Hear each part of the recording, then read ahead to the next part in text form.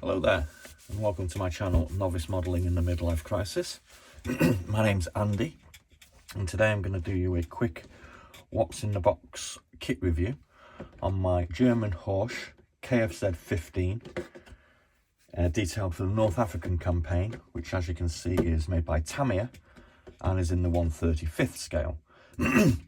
Now this is intended as a follow-on video to one that I did yesterday for my SD KFZ.232 Schwerer Panzer Sparwagen 8 Rad, also by TAMIYA, which you can find a link in the description box for. And it is also a follow-on for this AFV Club AF35235 Rommel's Mammoth DAC AEC Armoured Command Car, which is a diorama that I intend to produce in a few months' time when my skill sets have improved somewhat. The diorama that I've actually envisaged actually includes the SD KFZ.232 that I've just shown you, two of these HORCH command cars. There is also a HORCH KFZ.70 in the background, Mr. Rommel, a group of AFRIKA-KORPS soldiers, and the Feisler Stork that's circling above. I'll be doing, I actually have all of these models now, and I'll be doing kit reviews on all of these so you can just basically have a look at what's inside them. So, let's have a quick look at what's in the box on this one. As you can see, this one is done in Wufflaffer colours and has, I believe these are going to be Wufflaffer, I can never say that word, Luftwaffe, that's like Luftwaffe figures included. So as is my style, I'm just going to read out the information or the history of this particular vehicle. So here we go. The HORCH Corporation, a German luxury car manufacturer, was founded in 1899 by August Horch, who later went on to establish Audi. Having earned fame in endurance races and with its automobiles, Horch was decreed to serve for military purposes by the German armed forces in the 1930s. The military was undergoing rapid mechanisation, and Horch was seen as an ideal company for military vehicle production. At this time, Germany was using various kinds of automobile based on road car chassis. The consolidation plan issued in 1934 obliged makers to standardise their car production, which was divided into three categories: small cars up to 1500cc, middle cars up to 3000cc, and large cars over 3000cc. Horch played a major role in the middle-sized and larger car categories. Production of the KFZ.15 middle-sized car started in 1937. This four-wheel drive vehicle was equipped with a 5-gear transmission, 4 forward speeds, 1 reverse, and an 85 horsepower liquid-cooled V8 engine, providing 90 kilometers an hour top speed. Spare tyres could be mounted on the sides of the car, could rotate to help traction on rough terrain, but they made the cabin narrower, limiting capacity to 4 people. Later, these spare tyres were scrapped and capacity was increased to 5. Besides Horch, the KFZ.15 was also produced under licence by Wanderer and Opel, but the Horch KFZ.15 naming remained popular among soldiers on the front line. The KFZ.15 was widely used for communication, transportation, command and reconnaissance missions in various theatres, such as the Western, Balkan, Russian and North African fronts, even after the production had ceased in 1943. Okay, so let's have a quick look at the instructions. As per TAMIYA, you get some really sort of simple, easily laid out instruction sheets. This is something that they're really good for. Everything's subdivided into windows with generally 5 or 6 actions to actually go through per window. So as you can see here, we've got section 1, which is the subframe of the chassis. And we're going to add on the gear stick and this bucket for the rear seats. Section 2, we're going to start building the side panels, and I suppose you could call that the boot at the back. Section 3, we're moving on to the engine compartment and the dashboard. Section 4, we're going to start completing the rear, including the attachment of the mudguards. Section 5 is front mudguards, the axling, and I think that might be the gearbox. Section 6, we're going to start building the wheels and the suspension. Section 7, we're going to be actually attaching the wheel hubs and the suspension to the chassis. 8 is regarding wheels, which are rubber. 9 is attaching the wheels to the chassis. 10, we're going to start putting the chassis and the body together. 11, we've got the exhaust and a few other little parts. 12 focuses on the wheels again. 13 on the bonnet, the grille, the radiator and the lights.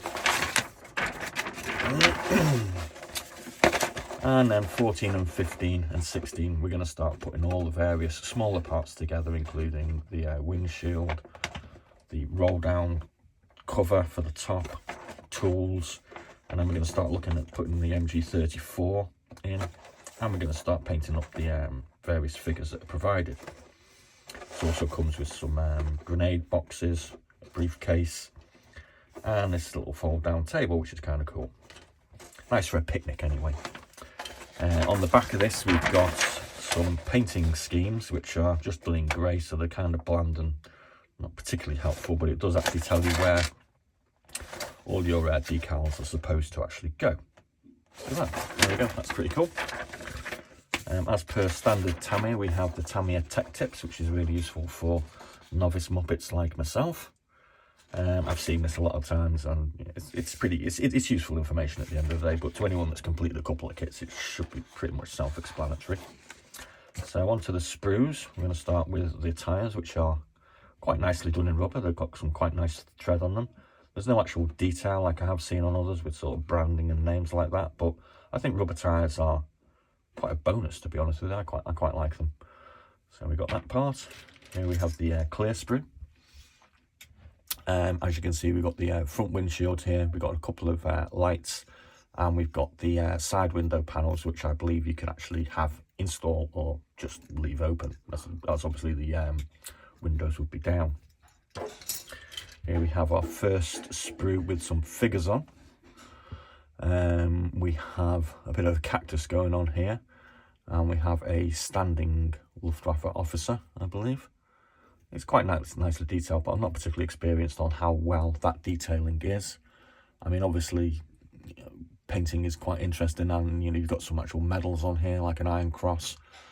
I'm guessing that they'd be rather difficult to detail. On this one, we have some more figures. We've got 2 seated figures on here for crew. Again, detailing looks quite nice, but I'm guessing it's kind of basic compared to some of the figures you can actually get on the market these days.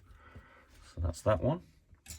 This one is a rather nice selection of armaments and accessories. We've got 2 grenade boxes. We have a variety of machine guns. We've got 2 heavy machine guns, 3 heavy machine guns, a load of rifles, an MG42, various ammo boxes. We've got some landmines. I think these are part of cluster. Oh, they're landmines as well. We've got a cluster grenade. We've got some Panda Shreks. There's loads of stuff on here. I mean, a lot of it, like the I forget the name of this particular machine gun. It's MP54, is it? I think. Obviously, aren't really relevant to a AFRIKA-KORPS era, but they're always useful for the spares box, which I keep on hearing about. No doubt these will find their way into mine. Here we have the first large sprue. So obviously we've got the optional top cover. We've got some bucket seats. We've got the bonnet. We've got the door panels, which have some nice little bits of detail now with the handles and the hinges. We have the unraised version of the cover. We've got the base of the chassis, which that's got some nice detail on it as well. I don't know if you can see that. It's got like a cross pattern on it.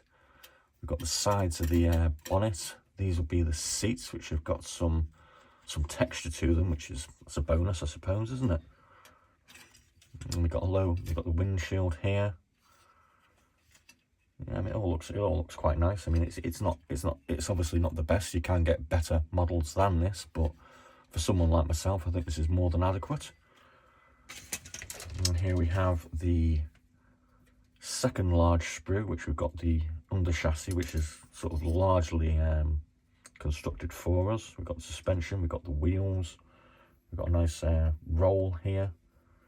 I think that's part of the seat again. We've got tools, we've got suspension.